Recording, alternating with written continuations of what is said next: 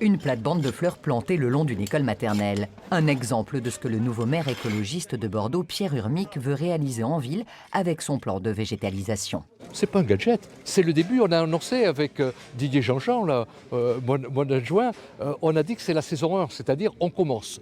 Certains nous reprochent de commencer tard. On a dit on ne commencera pas avant la période propice des plantations. On a attendu le jour de la Sainte-Catherine, c'est-à-dire aujourd'hui, pour faire vivre l'adage qui veut que tout bois prend racine à la Sainte-Catherine.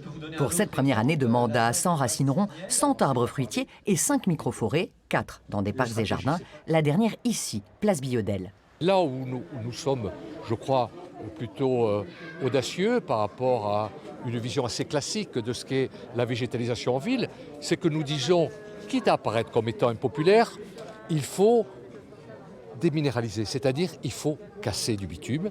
Pour cela, le programme Bordeaux Grandeur Nature prévoit également d'associer les habitants. Chacun pourra demander une autorisation pour jardiner dans la rue ou végétaliser l'espace public devant chez lui. On pense que c'est favorable de faire discuter les voisins entre eux pour réfléchir si cette place de parking elle est utile pour une voiture ou elle est plus utile pour un arbre, pour un jardin partagé, pour un jardin en trou de serrure. Bon. Et c'est pas nous qui allons décider, hein, c'est ce que le permis de planter va définir. Une initiative sur laquelle l'opposition se montre prudente.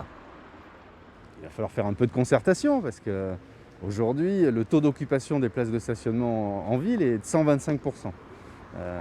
Il y a 30 000 places pour 50 000 personnes qui peuvent y prétendre. Prévu sur 6 ans, ce plan de végétalisation de Bordeaux a pour sa première saison triplé le budget plantation, soit 300 000 €.